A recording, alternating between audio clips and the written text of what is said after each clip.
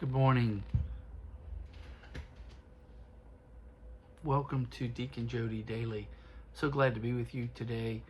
Today is Tuesday, and today is a wonderful day. It's the feast day of Saints Simon and Jude, two apostles.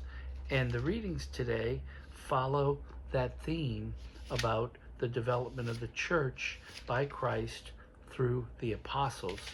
So we want to take a look at what Paul says. We've been reading Paul in Romans, but today we were getting a reading from Ephesians, and he says that we're no longer strangers and sojourners, we're citizens, fellow citizens with everyone else in the household of God, built upon the foundation of the apostles and prophets.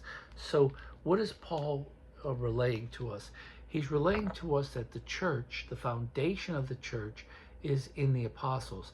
I'll never forget one of my pastors at one point said something to the effect, somebody asked me, says, is the Catholic Church biblical, a Bible church? And his answer was, we are, but more than that, we're an apostolic church. And the reason he said that is because the apostles are the foundation that the church was built upon, because they started building the church before there even was a Bible. So you can't say that you're built on the Bible when there was no Bible. You have to say we were built on the apostles. And so it's important to realize that the foundation of the church is significant to the effect that that's how the church was built. Now, the gospel today is the gospel in Luke, where Jesus goes up to the mountain to pray, comes down and picks the 12 apostles, and it names them specifically in the reading. And so today we're focusing on not just the apostles, but on the church. And here's the tweak, okay? So the foundation of the Hebrew nation was building the temple, and building the temple on a solid foundation. Well, what Jesus is doing, he's building a living church. He's building a church made of people. And it's not a building, it's more than that. It's a movement. It's a development of the kingdom here on earth. It is how he structured it. I like to tell people that when he went up to the mountain and ascended to heaven, he says, I will be with you till the end of time. And what he says is, he doesn't say, go therefore and write me a Bible. He says, go therefore and build me a church. Go to all nations, baptizing them in the name of the Father, Son, and Holy Spirit. He's trying to get them to be evangelizing the world. And in fact, that's what the apostles did. They went to the various countries that they were dispersed to plant churches, to start churches, to plant the seed of the universal church, which of course is founded upon Christ through the apostles. And that's where people get wrong. I do want to make a point. This is just not necessarily straight from the readings today, but a lot of people say, hey, the Pope is the head of the Catholic Church. No, Jesus Christ is the head of the Catholic Church. Jesus Christ is the head of all Christian churches, okay? What the Pope is his representative here. And the foundation of that is that even the apostles relied on Peter. They always put Peter at a point of primacy. They always looked to Peter.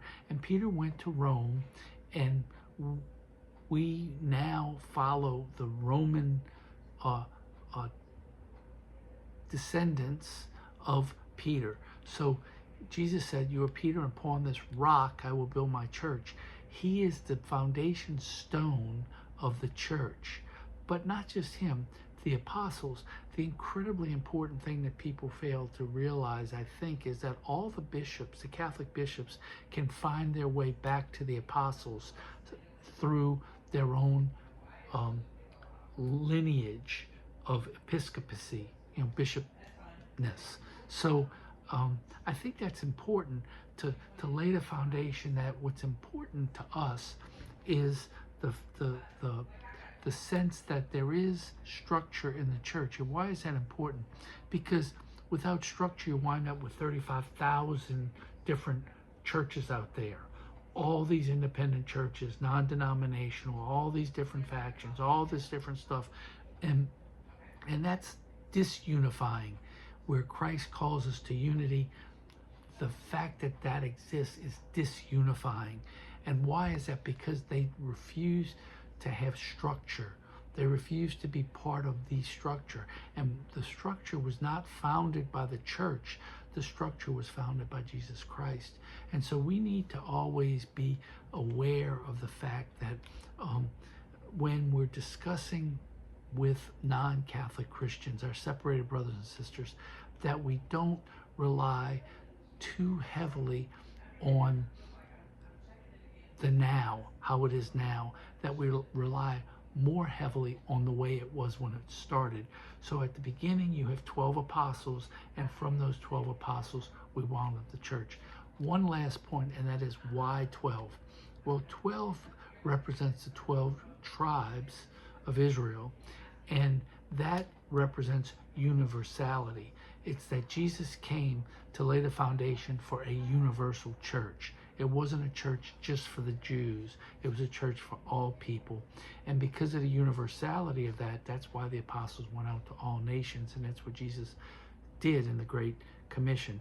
Go to all nations, baptizing them in the name of the Father, Son, and Holy Spirit. I hope this was interesting to you. If you have any comments, feel free to reach out to me and share them with me. Share the video, please. Like the page, and follow me on YouTube and Facebook. With that, I'll pray for you. You pray for me. Have a wonderful day.